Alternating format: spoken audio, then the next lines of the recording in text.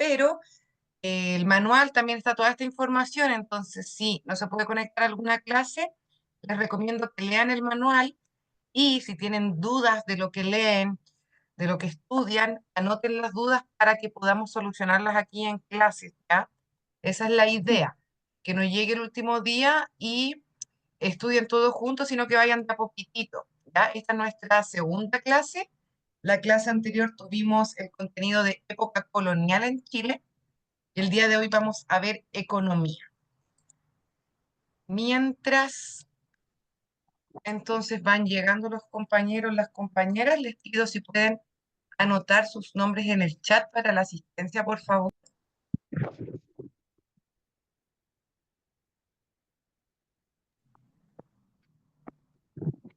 Y fuímonos. Voy a proyectar. El material, en teoría, ustedes también se los comparten. Así que ahí lo pueden tener y de todos modos yo se los puedo también aquí. Miren, quienes estén en el computador pueden descargarlo. Lo voy a mandar aquí en el chat. Quienes quieran descargar este PDF que estoy proyectando, ¿ya? ¿Alguien me quería hacer una pregunta? ¿No? Mientras le envío esto, anotamos en nuestro cuadernito el título de la clase del día de hoy, que es Economía. Vamos a trabajar Perfecto, está anotado. con conceptos económicos. Buenas tardes, chiquillas, chiquillos que se están conectando.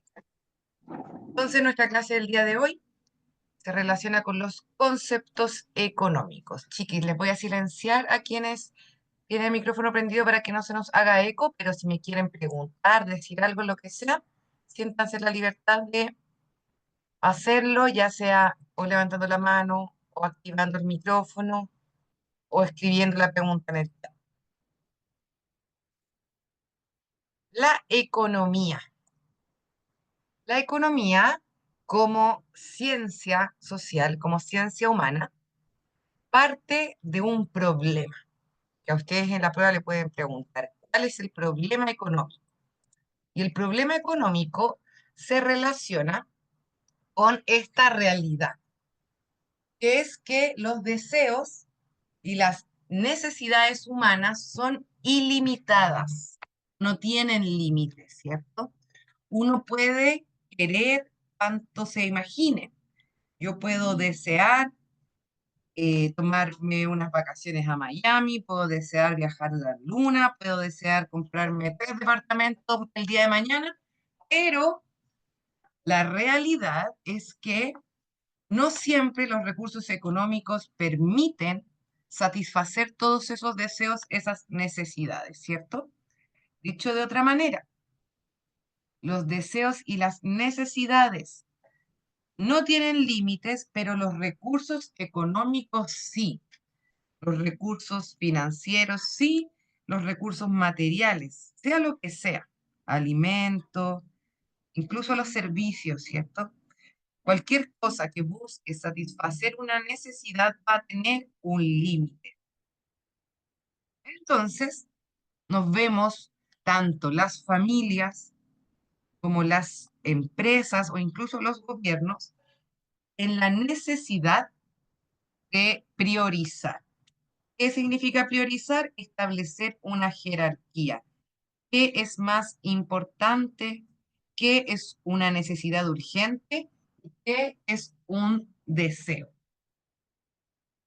Repito entonces, el problema económico sobre el cual se construye esta ciencia humana, la economía, el problema medular desde donde surge es de esta realidad, que es que los deseos, las necesidades pueden ser infinitas, ¿cierto? Pueden no tener límites. Sin embargo, los recursos con los cuales debemos satisfacer esas mismas necesidades sí tienen límites. De ahí viene, ¿cierto? También esto de que cuando hablamos de un buen o mal administrador lo vamos a relacionar con cuántos, eh, cuántas necesidades logra satisfacer con los mismos recursos, ¿cierto? Es decir, que pueda establecer una jerarquía coherente. Si alguien, por ejemplo, quiere comprarse 5 pares de zapatillas nuevas porque le parecieron cancheras, bonitas, qué sé yo, pero no le cortan el agua porque no la paga, ahí uno diría hay un problema de prioridades, ¿cierto? O de jerarquías. La persona está poniendo sobre una necesidad un deseo. Por lo cual, entonces, de esto podemos concluir que tanto las familias, nosotros mismos, ¿cierto? Cada día tenemos que ejercer este rol económico, saber discernir entre aquello que es más importante o aquello que puede esperar. Pongamos un ejemplo político.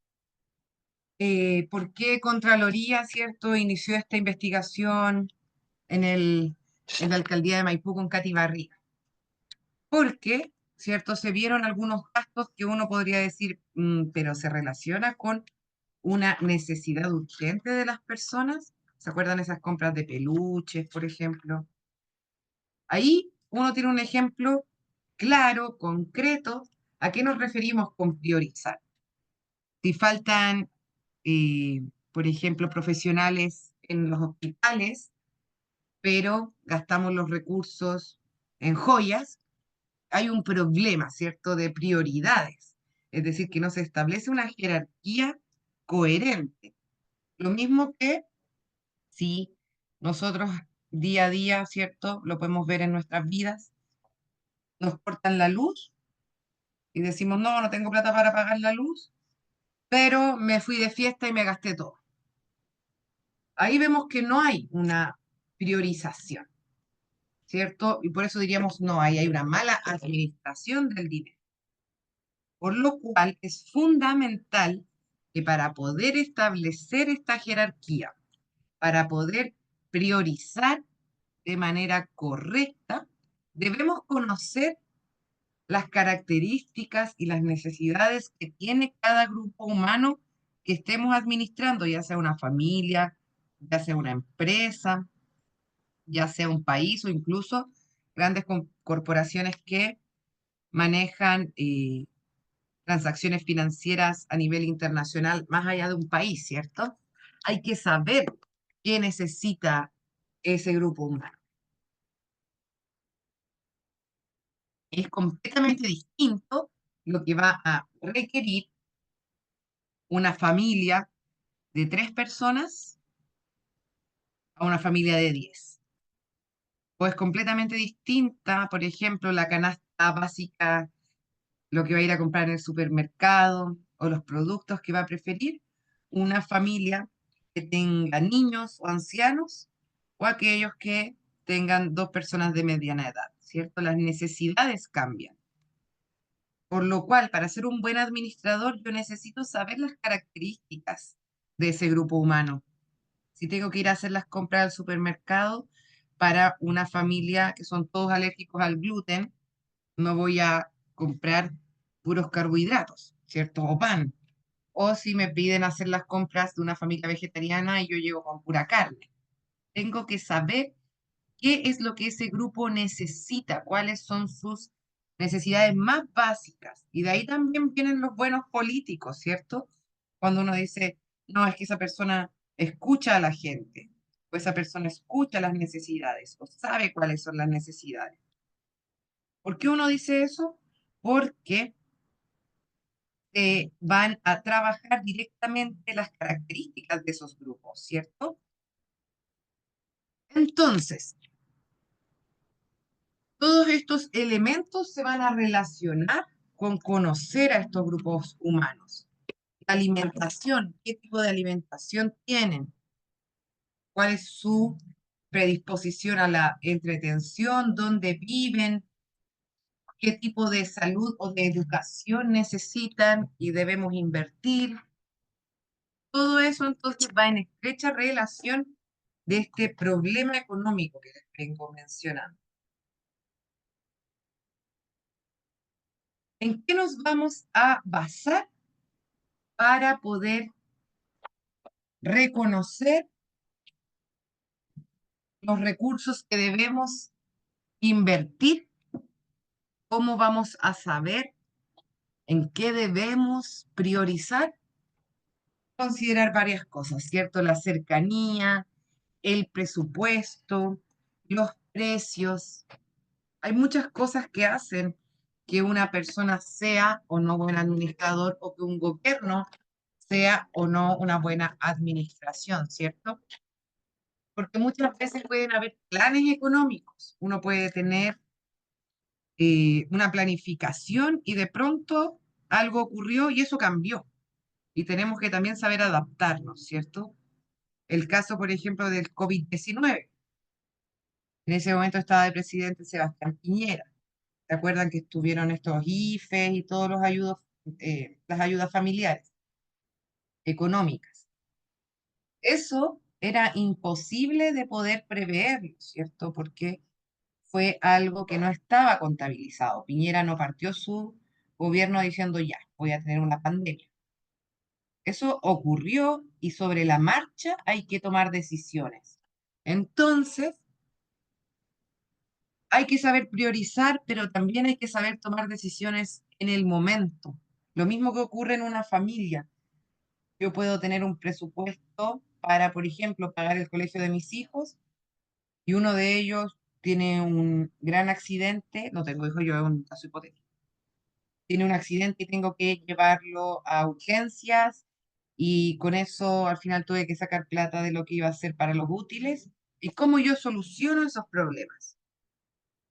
Saber priorizar, ¿cierto? Lo que es más importante en ese momento, aquello que se relaciona con la sobrevivencia y luego con lo más básico, ¿cierto? La vivienda, la alimentación, la salud. El término economía viene de un vocablo griego que se refería al arte de administrar un hogar en relación a un presupuesto familiar. Vemos que el concepto viene de la antigua Grecia, ¿cierto? Y es distinto a lo que hoy día uno pensaría por economía. Muchas veces cuando escuchamos, ¿cierto?, la palabra economía, ¿qué creemos? Que tiene que ver con grandes empresas, o a veces uno dice problemas económicos, y es como que algo que estuviese ocurriendo muy lejos, que necesariamente tiene que ver con el control de los países, ¿cierto? Sin embargo, esto no es necesariamente así, o al menos no era así en su versión original, ¿cierto? Cuando recién surge el concepto de economía. Ahora ya con el tiempo ha ido cambiando. No estamos hablando solo del origen. En su origen se relacionaba entonces con este concepto de la administración del presupuesto familiar.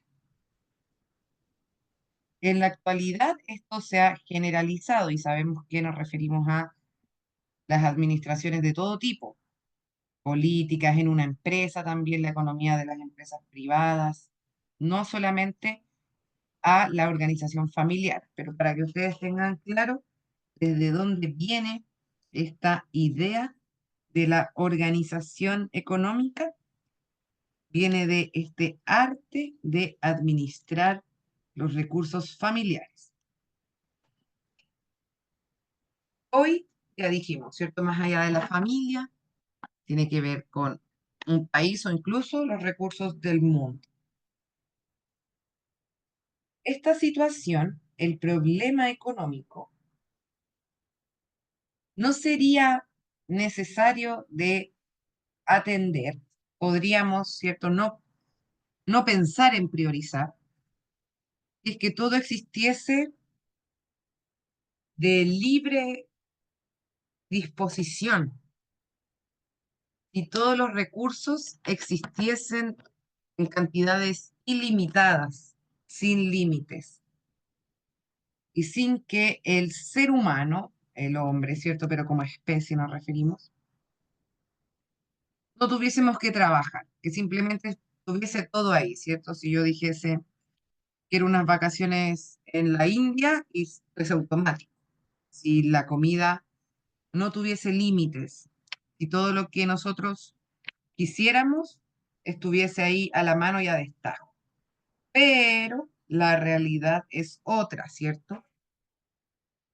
Ya que los recursos son escasos, los recursos tienen un límite, por lo cual tenemos que saber administrar esta escasez, no esperar que las cosas cambien y que existan recursos infinitos, porque eso no va a ocurrir por el simple hecho de que, por ejemplo, la comida se agota o incluso las cosas que antes se consideraban como recursos renovables casi infinitos, como el agua, ¿cierto? O el aire.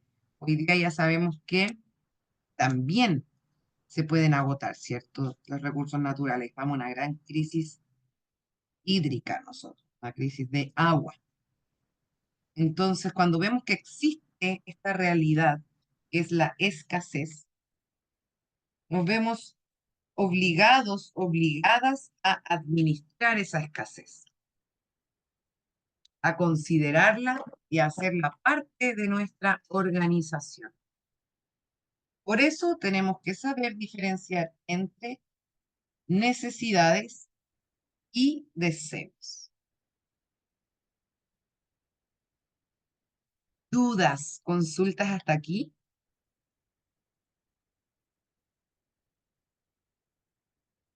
¿No?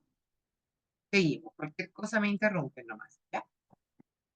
Anoten esto en su cuadernito, por favor, esto es importante. Las características de las necesidades. Características de las necesidades. Anótenlo porque eso podría ser una pregunta de prueba. ¿Cuáles son las características de las necesidades? Las necesidades son variables,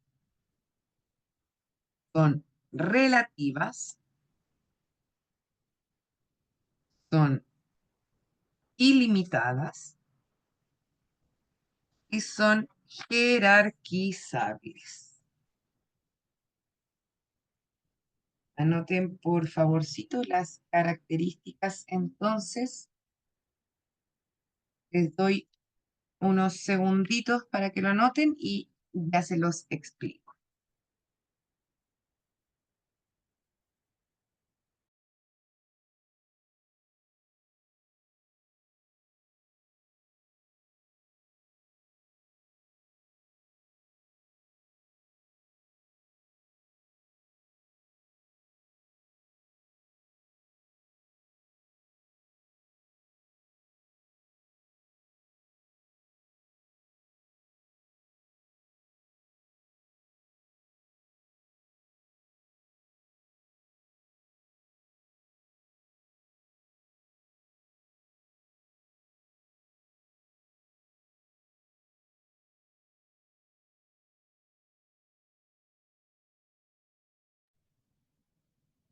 Bien, cuando decimos que las necesidades son variables, nos queremos referir a que van a ser distintas, van a ir cambiando, no son fijas ni estáticas, ¿cierto? Pueden cambiar de una persona a otra o incluso de la misma persona, pero dependiendo de la época del año o del momento de su vida. Son variables, son relativas, porque no para todos significa lo mismo, ¿cierto? Lo que para mí puede ser algo de primera necesidad, para otra persona puede ser simplemente un deseo que puede dejar pasar, o algo que para una persona es de vida o muerte, para la otra persona puede ser completamente innecesario, ¿cierto? Alguien que tenga, por ejemplo, problemas hepáticos y se tenga que hacer una transfusión. Ese acceso a la salud va a ser completamente innecesario para alguien que no tenga esa condición. O la lista de útiles. La lista de útiles es algo de primera necesidad para aquellos que tienen hijos, hijas, pero ni siquiera se piensa, ¿cierto?, en el caso de quienes no estudian o no tienen hijos o familiares, nadie en su grupo familiar que vaya a estudiar, ¿cierto?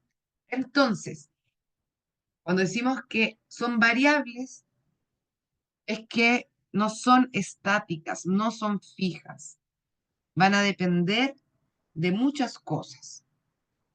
Cuando decimos que son relativas, es que para las personas tienen diferente importancia las cosas.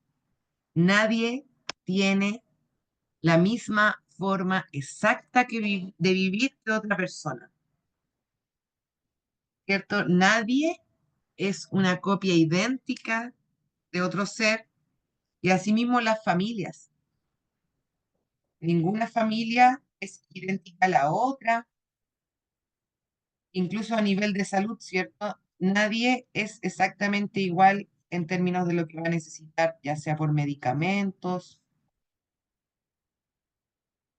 Cuando hablamos de que son ilimitadas, es esto que yo les venía diciendo de que no tiene límites. Nuestras necesidades y nuestros deseos pueden ser tan amplios como se nos ocurra, ¿cierto? Como podamos llegar con nuestra imaginación. Pero son todas jerarquizables, es decir, se puede establecer una lista, una prioridad. Es decir, esto es más importante, esto lo puedo dejar pasar. Estas son entonces las características, anótenlas porque les repito que podría ser pregunta de prueba, que son variables, que son relativas, que son ilimitadas, que son jerarquizadas. Y va a depender de un montón de cosas, ¿cierto? Por ejemplo, de la edad,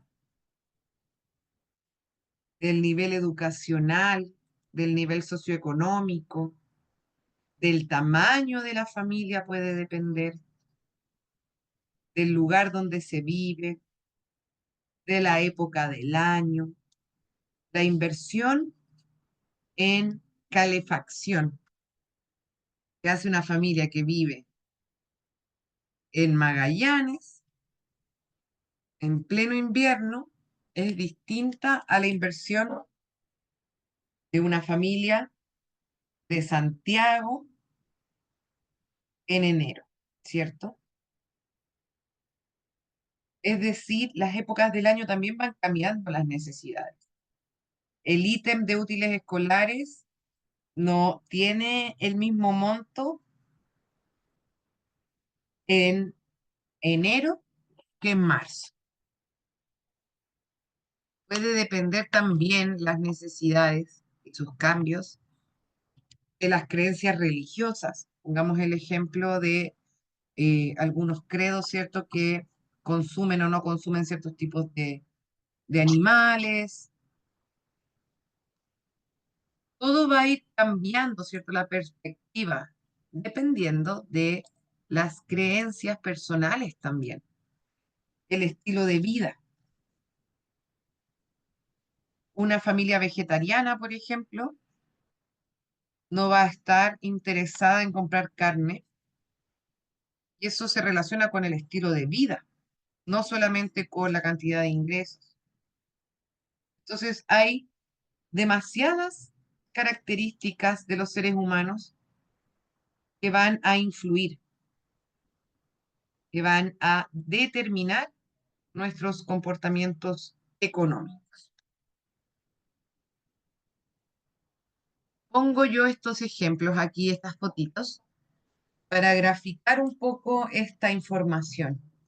Hay un niño ahí en el doctor para que nos hagamos la idea de la diferencia de jerarquía o de prioridades que debe tener, por ejemplo, una familia que tenga niños a una familia que, como yo, soy yo y mi gato, ¿cierto? O si cuido personas mayores, tengo que tener otro cuidado, tengo que tener otra preocupación con el ítem de remedios o de imprevistos.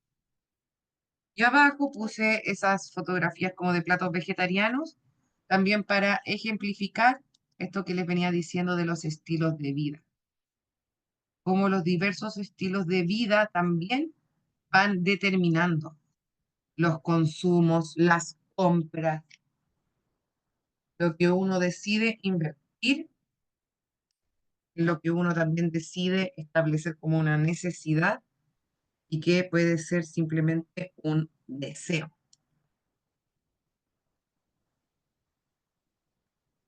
Esta es la misma información que les venía diciendo, pero escrita. La voy a dejar unos segundillos ahí porque hay personas que aprenden mejor viendo las fotos de los ejemplos, otras a quienes les puede parecer más fácil entender escuchando y otras personas que entienden mejor leyendo. Así que por eso lo puse aquí de todos modos. Pero es el mismo contenido, es la misma información. Es que las carencias y las necesidades son relativas y variables, porque la importancia de estas cambia de una persona a otra y va a depender de todos estos factores que les venía diciendo antes, ¿cierto? Por ejemplo, la carne puede ser muy escasa para una familia pobre o muy asequible para una familia adinerada. Pero si hay una familia vegetariana, esa compra va a ser completamente fuera de lugar, perdón, de si esa familia vegetariana es más o menos adinerada. Otro ejemplo, las frutas. Bájese de ahí. ¿Qué está haciendo ahí? Salga, salga, salga, salga. Disculpen, mi gato se empieza a portar mal acá. Le viene la energía del día. Se aprovecha de que no la puedo ir a retar. Decíamos, disculpen. Las frutas se encuentran en gran abundancia en las zonas tropicales y templadas, ¿cierto?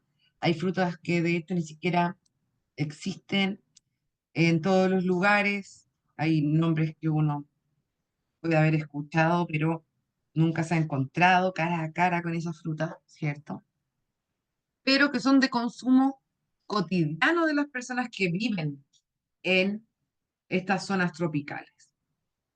Mientras que esas mismas frutas son súper escasas y pueden ser también muy deseadas por quienes viven en zonas frías y polares. Es decir, nuestros deseos, nuestras necesidades también se deben adaptar a la realidad, ¿cierto? A los recursos que tenemos disponibles en ese momento. Dejaré proyectado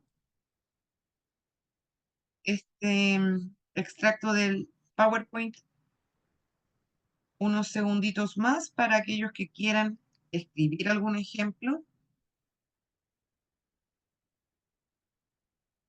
o que no hayan escrito en la diapositiva anterior las características de las necesidades para que los puedan apuntar, ¿ya? Recuerden que son relativas, variables, son también jerarquizables. Es decir, que podríamos establecer un orden de importancia.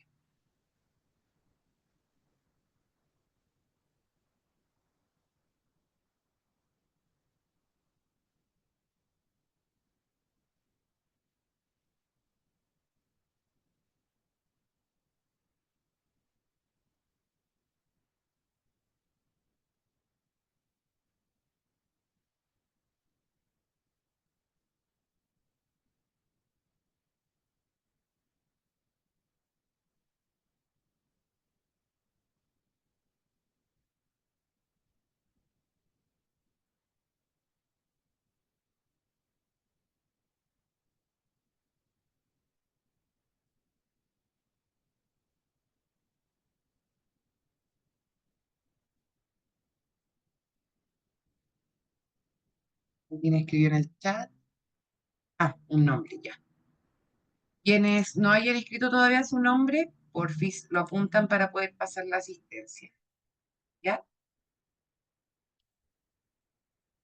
Continuamos.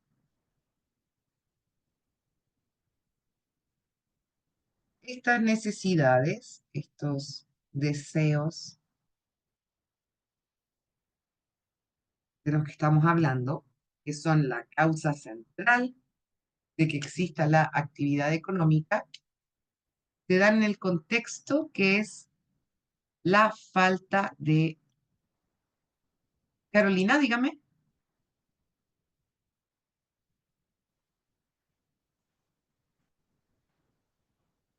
Estaba levantando la mano, ¿fue de casualidad? Sí, profesora, disculpe. No, todo bien, nada que disculpar, no se lo Gracias. pensé que tenía alguna pregunta. El contexto en el que se da esta situación, esta actividad económica, es la permanente falta de recursos. Es decir, esta realidad de la que veníamos hablando, que es la escasez. Aunque quisiéramos que los recursos existan en cantidades ilimitadas, eso no es así, por lo cual debemos administrar esa escasez. Anoten, por favor, y esto también es otro concepto clave de la clase que podrían preguntarles, ¿cómo se define la escasez o qué es la escasez? Y la escasez se va a definir por una relación, la relación entre la disponibilidad de recursos, es decir, cuánto se ofrece. La disponibilidad es la oferta, cuánto hay en el mercado de eso que se está ofreciendo. Es decir, la cantidad de recursos con los que contamos. Y el otro concepto es la deseabilidad o la demanda. ¿Cuánta gente necesita o quiere ese recurso? Entonces, la escasez se define por la relación entre la disponibilidad o la cantidad de recursos con la que se cuenta y la deseabilidad. ¿Cuántas personas quieren esos productos o cuántos recursos son requeridos? Un ejemplo, ya que estábamos y delante del ejemplo del COVID. Las camas críticas fueron escasas en un momento, ¿cierto? Puesto que había poca disponibilidad y había mucha deseabilidad. O sea, había más personas que querían ese servicio a la cantidad del servicio disponible. Ahí decimos que algo es escaso, ¿cierto? Porque la oferta, es decir, lo que se estaba ofreciendo, es menor a la demanda. Hay menos recursos disponibles de los que se necesitan. Ahí hay algo escaso. En cambio, si es al revés, si yo estoy vendiendo unas entradas para un concierto y tengo 200 entradas, pero 5 personas me quieren comprar la entrada. Ahí no vamos a decir que es escaso, ¿cierto? Porque la deseabilidad es baja en comparación a la disponibilidad. Entonces, algo es escaso cuando está siendo muy deseado, pero no está siendo disponible. Eso es escaso. Abajo, entonces, hay una pequeña definición a modo de ejemplo de cuando decimos que algo es escaso. cuando es deseado y solo existen cantidades limitadas, como es el caso del agua en Arabia Saudita o el petróleo en Japón. Dimos otro ejemplo, ¿cierto? El de las camas críticas, o también podríamos pensar en muchas otras cosas que se relacionan, ¿cierto?, con esta disponibilidad o deseabilidad. Otro ejemplo, el agua para el terremoto. ¿Se acuerdan que para el terremoto se empezó a vender el agua súper cara? Había personas que se estaban aprovechando un poco de esa situación porque sin agua no podemos estar, es un recurso fundamental para que exista la vida. Entonces estaba siendo demasiado deseado, había mucha demanda, pero había poca disponibilidad, poca oferta. Esa relación entonces establece la escasez. Pero también algo es escaso cuando para poder obtenerlo debemos usar recursos que podrían ser utilizados en producir otros bienes. O sea, cuando para su obtención debemos sacrificar recursos que estaban destinados a otra cosa. Y ahí esto se relaciona con lo que yo les decía al comienzo, de la capacidad que deben tener los administradores de adaptarse a las situaciones. Si yo tenía un ítem para ir de vacaciones y se enferma la persona con la que vivo de manera muy grave y tenemos que invertir dinero y no tenemos de dónde sacar, ¿cómo hago frente a esa escasez? Puedo sacrificar, ¿cierto?, esas vacaciones porque digo, más importante que la persona con la que comparto mi vida, vaya al doctor, ¿cierto? Mi hijo, ¿cierto? Si imaginen de un accidente, ya hemos dado ese ejemplo, y eso no lo puedo prever. Yo no podía adivinar que eso iba a pasar, pero sí se pueden destinar los recursos que eran de una cosa para otra. Y también hablaríamos de que hay escasez de recursos, ¿cierto? Si yo debo sacar de otro ítem para poder cubrir, ahí también estamos hablando de una escasez. ¿Dudas, consultas hasta acá?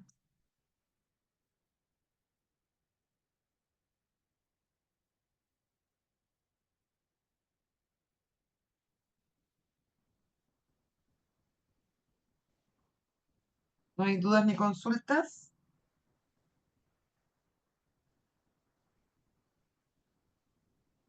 Seguimos entonces. Vamos a diferenciar también los protagonistas de la economía. ¿Qué diferencia a las empresas privadas del sector público? Porque a partir también de esta diferencia se van a establecer diferentes modelos económicos. El Estado o el sector público es el encargado de regular el funcionamiento del sistema a través de leyes e instituciones públicas. Cuando hablamos del Estado, no es solamente un gobierno, ¿ya? Por ejemplo, el Estado no es Gabriel Boric. No, no, no, no. Él ocupa un rol dentro del Estado, así mismo su gobierno. El Estado es más amplio porque incluye también todas las leyes, las instituciones. Si tenemos leyes laborales, eso es parte del Estado. La educación y la salud pública es parte del Estado. No solamente un gobierno, ¿bien? El objetivo o lo que debiese buscar el Estado es resolver las carencias y las necesidades de las personas menos favorecidas. El Estado no debería tener un afán de enriquecerse, puesto que el fin público tiene que ver con la organización social, ¿cierto? El Estado no es como una empresa. Por eso justamente estamos viendo esta diferencia. El Estado debiese intentar que la mayor cantidad posible de personas satisfagan sus necesidades. Y de allí, ¿cierto? Uno puede evaluar cuando hay un buen gobierno, cuando hay una buena administración o cuando un grupo específico de personas que esté a cargo de administrar el Estado está haciendo una buena pega. ¿Cuándo es eso? Cuando se intenta de la forma más equitativa posible solucionar las necesidades primarias de la población. Entonces, el Estado no tiene un fin de enriquecimiento personal, sino que intenta administrar este problema económico pensando en el hecho de que todas las personas debemos acceder a una calidad de vida digna, ¿cierto? Distinto al objetivo de una empresa. Una empresa, sobre todo cuando son del área privada, ¿cierto? Cuando hablamos de una empresa privada. Las empresas tienen otro objetivo. Una empresa no necesariamente debe velar, ¿cierto? Como por la justicia social. No nos vendría mal, ¿cierto? Que haya más ética, que haya menos abuso. Pero realmente las empresas tienen un objetivo que es generar ganancia y producir bienes y servicios. Si una empresa se está yendo para atrás, posiblemente quiebre o se cierre, ¿cierto? Porque no se está cumpliendo su objetivo, que es producir ganancias. En cambio, el Estado no puede pensar de esa manera o no debería, puesto que no tiene que ver con su objetivo principal, que es solucionar los problemas de la ciudadanía. Para eso nosotros escogemos autoridades.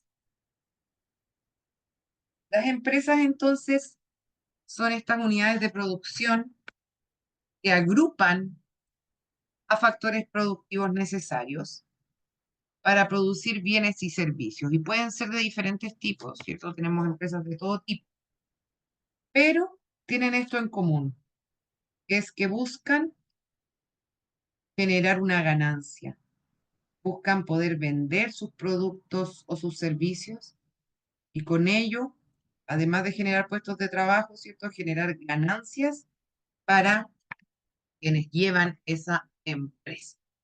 Entonces, las empresas privadas y el Estado tienen motivos muy distintos de funcionamiento y a partir de cómo se dé la relación entre ellos es que surgen distintos modelos de crecimiento económico y de crecimiento social.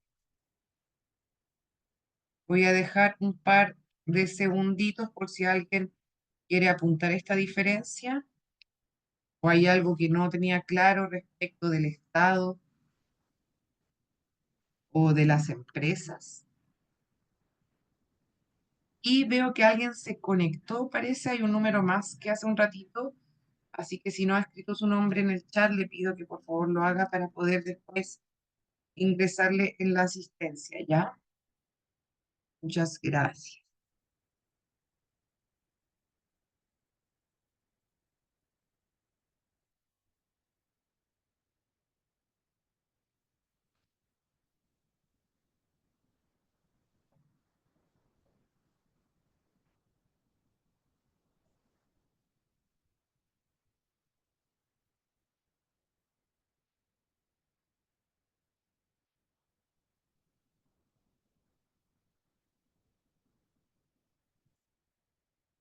Unos segunditos más dejaré antes de cambiar la diapositiva. Uy, se me ha pasado súper rápido la clase.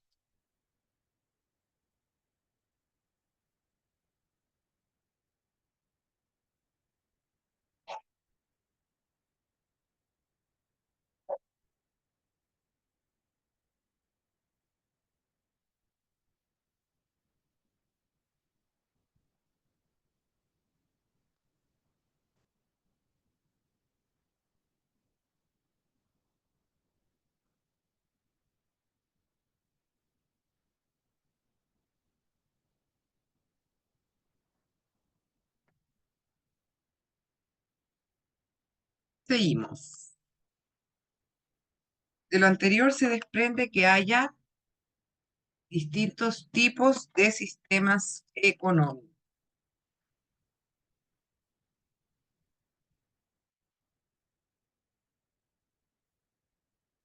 Por un lado tenemos las economías capitalistas, en las cuales el Estado no tiene mayor intervención. Es la empresa privada la que tiene mucha libertad. Piensen que, por ejemplo, ese es el caso de Estados Unidos y nosotros también tenemos un modelo capitalista neoliberal, ¿cierto? Podemos ver que las empresas privadas tienen mucha libertad.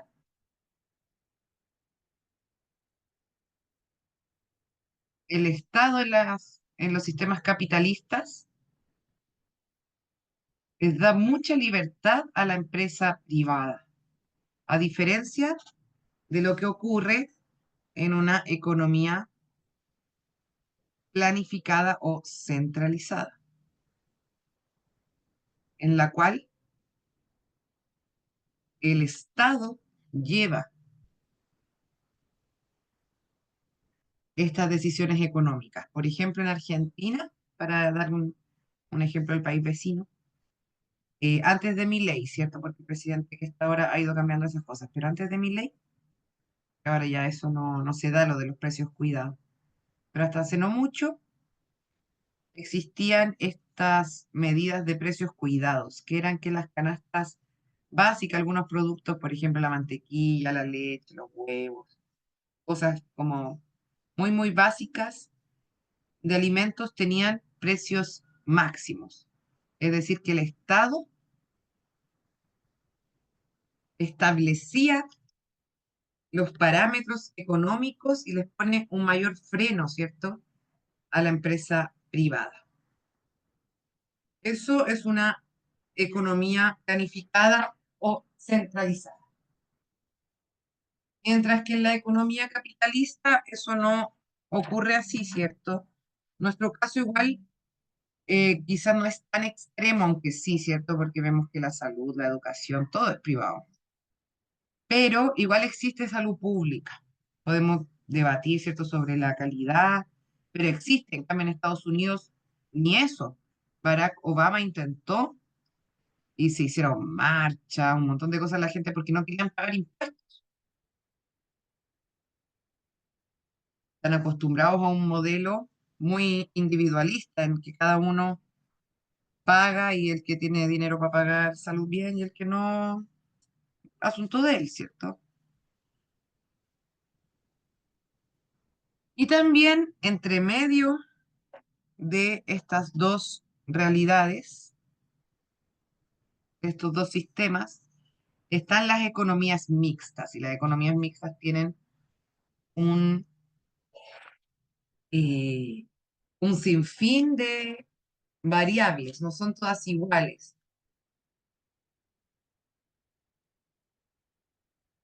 Un ejemplo es la economía social de mercado de los países europeos, en donde existe la empresa privada, pero el Estado también tiene un gran poder fiscalizador.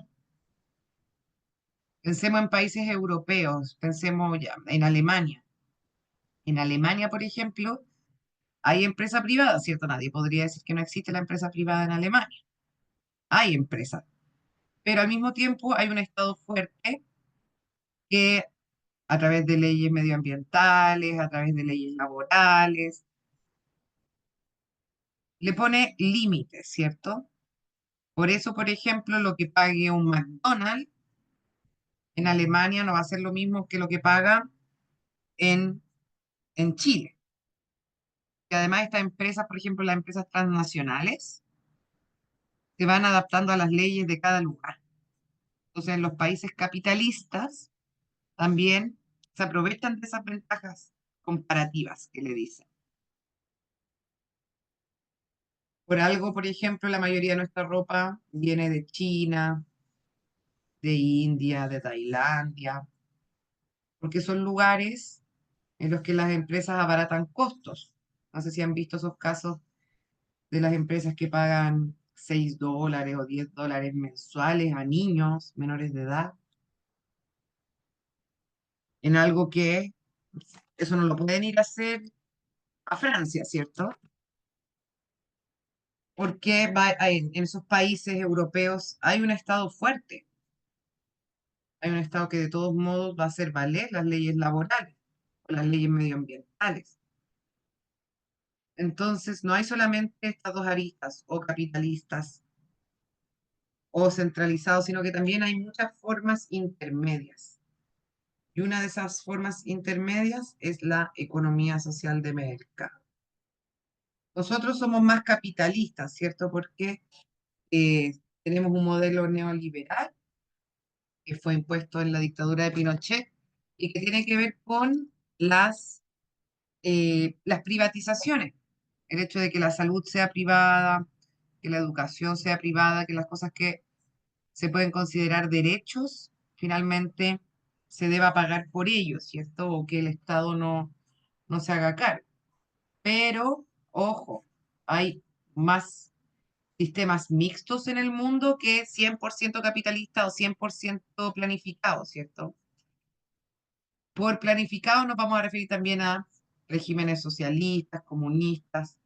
Vemos que en el mundo en realidad hay muchos regímenes mixtos en los cuales el Estado establece leyes, pero también existe la empresa privada.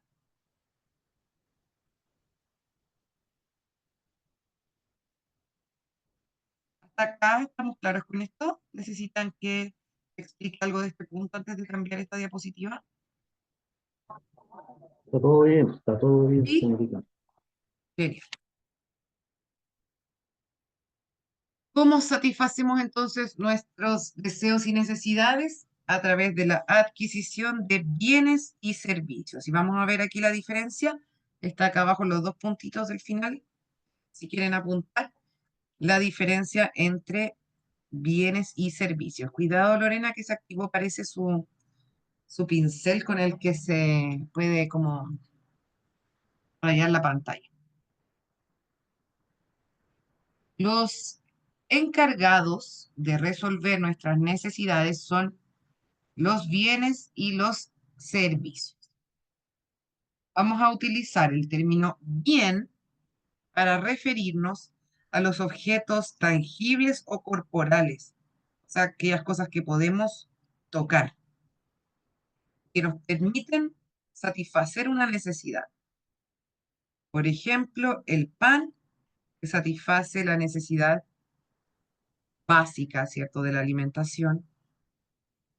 Unos zapatos que satisfacen la necesidad básica de un abrigo. O el transporte, que podría estar representado a través de un objeto como es un auto. Eso es un bien, algo que yo puedo tocar, algo que satisface mi necesidad, pero que tiene una presencia material en el mundo. Mientras que los servicios son aquellas acciones intangibles, aquellas cosas que yo no puedo tocar y que satisfacen una necesidad. Por ejemplo, una atención médica que también satisface una necesidad de salud, o ir a clases, que satisface la necesidad de educación. Los servicios yo no los puedo tocar, en cambio, los bienes sí. Y terminamos con este ejemplo entre la diferencia entre bienes y servicios. Un par de zapatos es un bien porque tiene consistencia material. Yo lo puedo tocar. Pueden ser utilizados o consumidos. Tienen valor porque son escasos y se transfieren por compra-venta, es decir, yo puedo tocarlos, ¿cierto? Lorena está rayando la presentación. Ojo ahí con el pincel, por favor.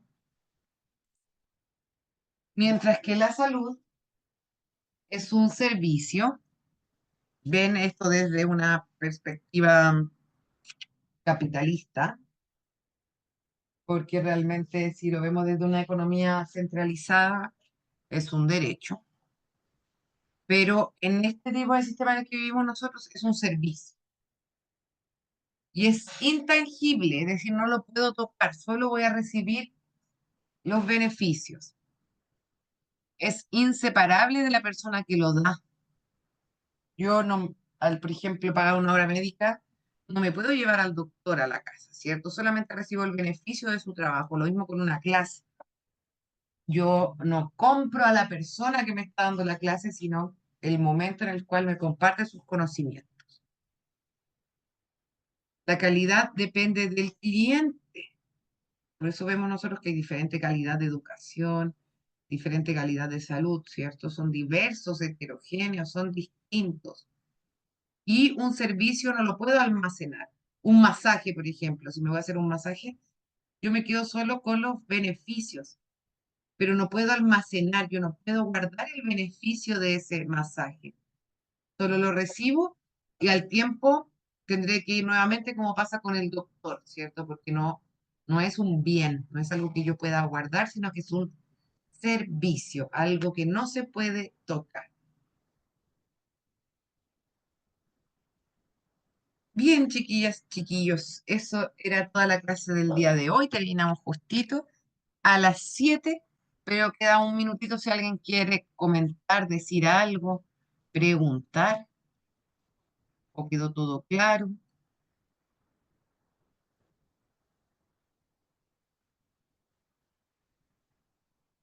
Nada que decir, chiquillas, chiquillos. Todo claro por mi parte, profesora. Muy bien explicado. Muchas gracias. A Carolina por acá. usted, gracias por conectarse. Gracias por conectarse. Gracias, profe. Todo bien entonces. Les voy a Todo bien. pedir, chiquillos, que estudien para la próxima clase, lean el manual. Si hay algo que no entienden sobre esta clase, lo subrayan para que la próxima clase. Hoy estoy perdón, estaba escribiendo con carboncillo. Si queda alguna duda, alguna consulta, lo escriben, ¿ya? Y la próxima semana lo resolvemos. Estaba escribiendo con lápiz de carboncillo.